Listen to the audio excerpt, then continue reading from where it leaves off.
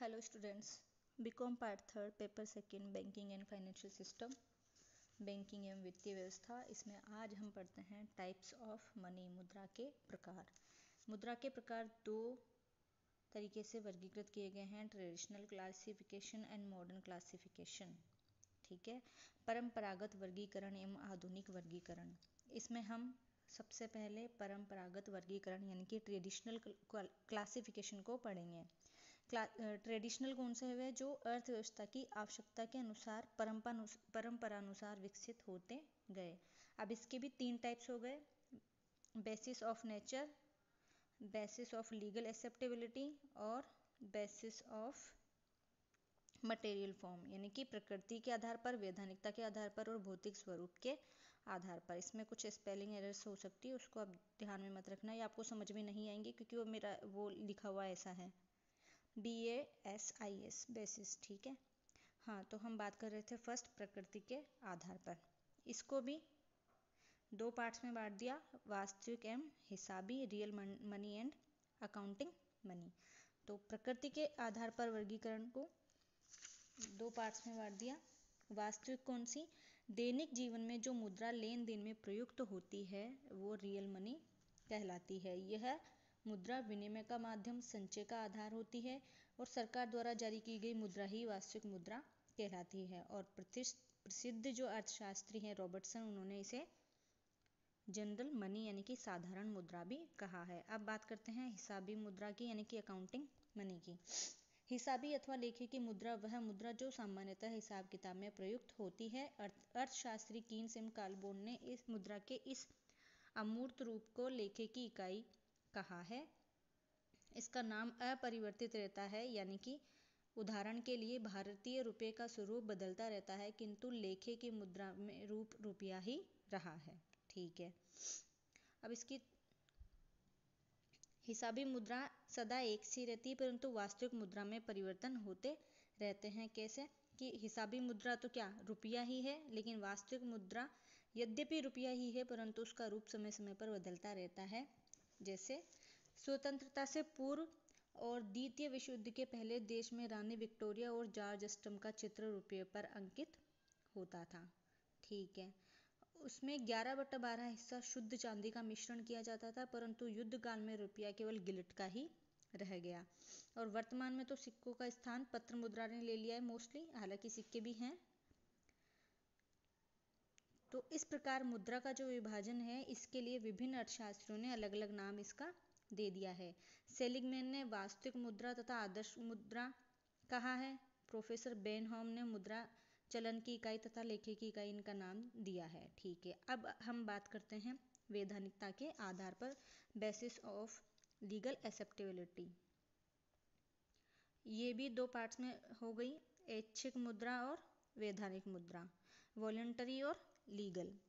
सबसे पहले ऐच्छिक मुद्रा की बात करते हैं। ऐसी सीमित दायित्व वाली मुद्रा जिसे कानून के अनुसार भुगतान में स्वीकार करने की बाध्यता के स्थान पर स्वेच्छा को महत्व दिया जाता है, ऐच्छिक मुद्रा कहलाती है।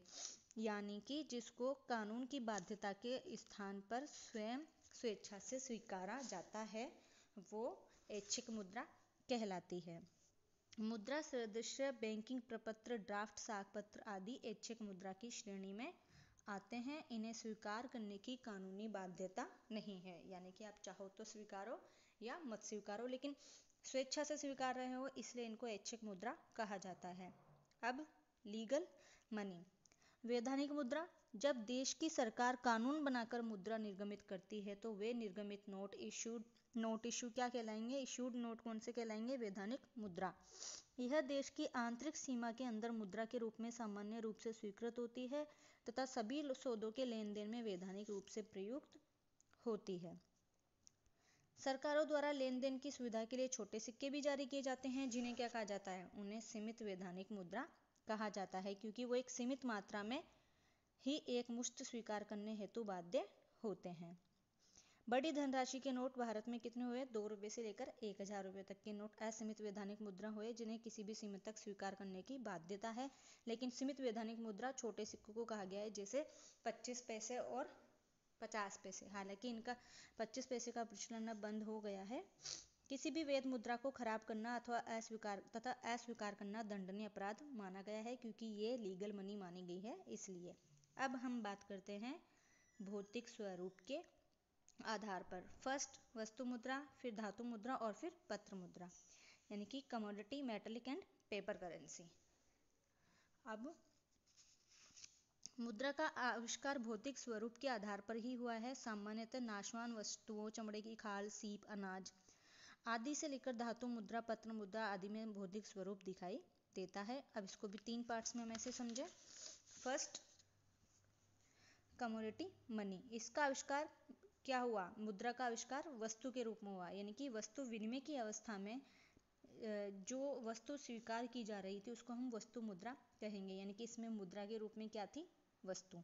इसी प्रकार वस्तु मुद्रा के अंतर्गत दैनिक जीवन में प्रयुक्त कोई भी वस्तु जो मुद्रा का कार्य संपन्न करती हो वह मुद्रा वस्तु मुद्रा कहलाती है, जैसे कि अनाज, पशु, खाल, सीप etc। अब बात करते हैं मेटेलिक मनी, यानी कि धातु मुद्रा की। वस्तु विनिमय की कठिनाइयों को देखते हुए किसी धातु को उसकी भौतिक मात्रा के आधार पर मुद्रा के रूप में स्वीकार किया जाने लगा। स्वर्ण, रजत आदि मूल्यवान धातुओं की निश्चित मात्रा में सिक्के बनाए जाने लगे। ये क्या कहलाए? सिक्के क्या कहलाए? धातु मुद्रा।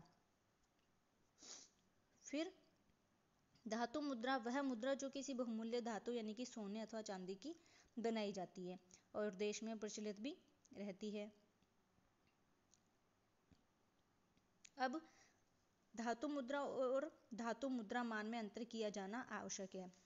इसको हम ऐसे समझें कि धातु मुद्रा के स्थान पर पत्र मुद्रा का प्रचलन किया जाता है, तो इस प्रकार की प्रचलित पत्र मुद्रा का मूल्य व्यक्त करने के लिए किसी एक धातु, स्वर्ण अथवा रजत को चुना जाता है, उसको हम धातु मान कहेंगे। मोनोमेटलिज्म, प्रचलित पत्र मुद्रा के मूल्य को स्वर्ण अथवा रजत में व्यक्त किया जाता है। यदि उसका मूल्य स्वर्ण में व्यक्त किया जाता है तो उसे स्वर्णमान कहा जाएगा, रजत में व्यक्त किया जा रहा है तो रजतमान कहा जाएगा। इस प्रकार के मुद्रा मान में यह आवश्यक नहीं कि इन धातुओं के सिक्कों का भी प्रचलन किया जाए। प्रचलित पत्र मुद्रा कागजी मुद्रा अथवा अन्य घटिया मुद्रा भी हो सकती है और उसे एक निश्चित दर पर धातु में परिवर्तित किया जाता है, जिसको मुद्रा मान के लिए चुना गया हो। अब धातु मुद्रा के भी 3 प्रकार हो गए हैं, प्रमाणिक, सांकेतिक और गौण सिक्के। इसके अलावा